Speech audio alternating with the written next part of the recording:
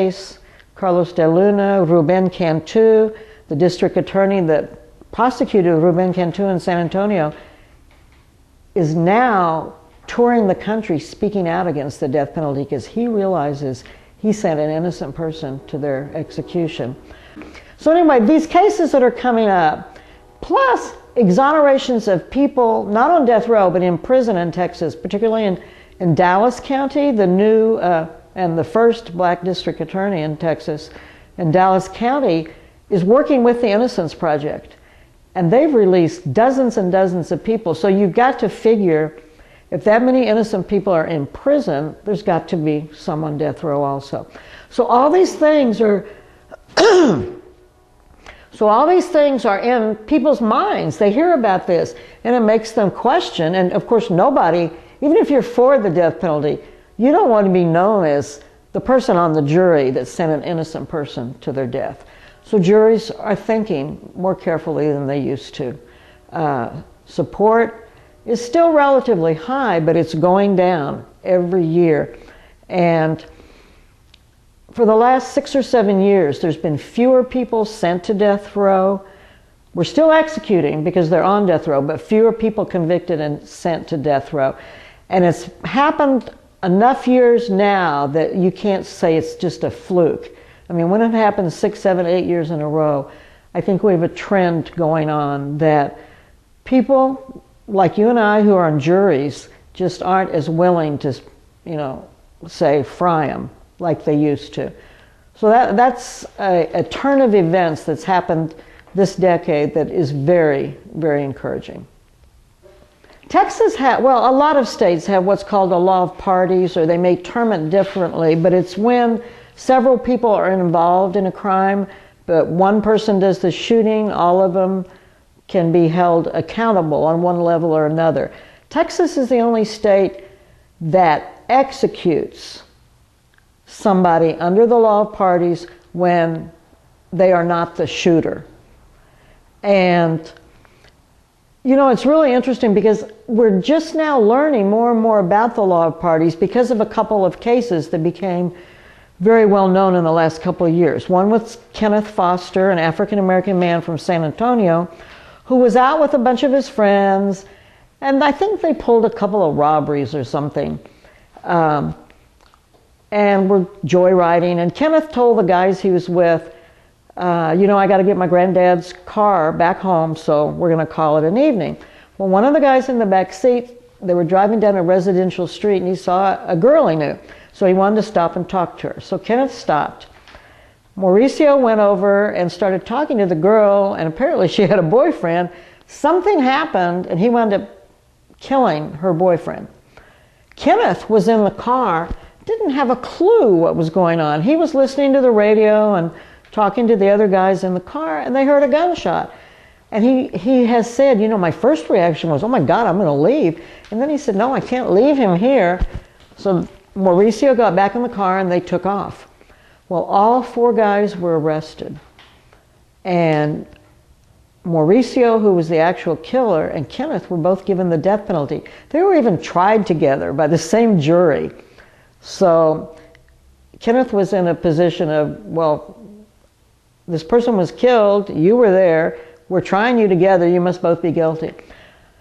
A big campaign was mounted to support him.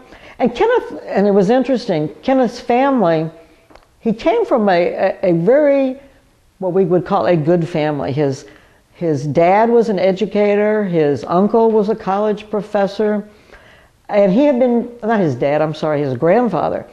His dad had problems. His grandfather raised him though. And Kenneth was, had plans to go to college and make a life. And this joyride almost got him within 2 hours of being executed. He had already been taken to the death house in August of 2007. And a couple of hours before the execution, after a huge campaign, Governor Perry, which isn't moved easily, actually commuted his sentence to life and spared him from being executed. He is still locked up. He still maintains he's innocent of any kind of murder. And he's still fighting his case, but at least he's not on death row under sentence of death. And his grandfather and grandmother, until she got too old and ill to work with us, were always defending him, speaking out for him, and they're continuing to support him, so hopefully he'll be released. But he was convicted under the law of parties. Back in 1993, when there'd only been maybe, I don't know, 50 executions only, not a whole lot of executions had taken place. A friend of mine on death row named Carlos Santana was executed, and I witnessed his execution. Carlos was from the Dominican Republic. Ironically, he was somewhat of an activist as a youth in the Dominican Republic, but for economic reasons he moved to New York City and then to Houston. When the crime was committed that Carlos was sent to death row for, he was living in Southwest Houston. He had lost his job. He had one boy and his wife was pregnant. And some dude that he didn't know very well asked him if he wanted to go with him to rob an armored truck. And Carlos said he thought about it. He told the guy, "Are you sure we can do this and there won't be any problem?" And the guy said, "Yeah, nobody's going to get hurt." Well, they robbed the armored truck, and then for some reason the other guy shot one of the drivers. And Carlos said his heart sank when that happened because he knew he should never even have been there. But anyway, both of them wound up on death row. When I witnessed his execution, I really didn't even know about the law of parties, and I couldn't figure out why he was being killed if he never even used a gun. But it was because of the law of parties. That's how they sent him there. And when he was executed in 1993, that was before the victim's family was allowed to go in and witness an execution. So we were in a small room.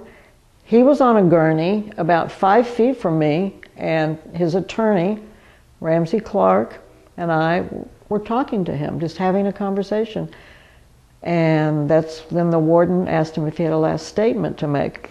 But before he died, he looked at me and he said, "Gloria, promise me that you'll never, ever stop fighting the death penalty." He said, "It's not right. It's just not right. It's not the answer. Not the answer." So I promised him that, and I have never, ever forgotten that promise. I watched his chest go up for the last time. That's how I knew he was dead. His chest didn't move anymore. The law of parties is something that we're working very hard on. Last year, 2009, about 4 or 5 different death penalty groups in Texas, we got together and we lobbied the legislature. We got the House Criminal Jurisprudence Committee to approve a bill doing away with the law of parties. It was put on the floor and the House passed it. Then we went to the Senate and they were actually getting ready to pass it. And Governor Perry called John Whitmire, the senator from Houston, who's on the Senate Criminal Justice Committee, and told him, "Don't you dare let this measure go to the floor, because I will guarantee you that I will veto it." And John Whitmire, being the chicken that he is, didn't, and it died in the Senate committee.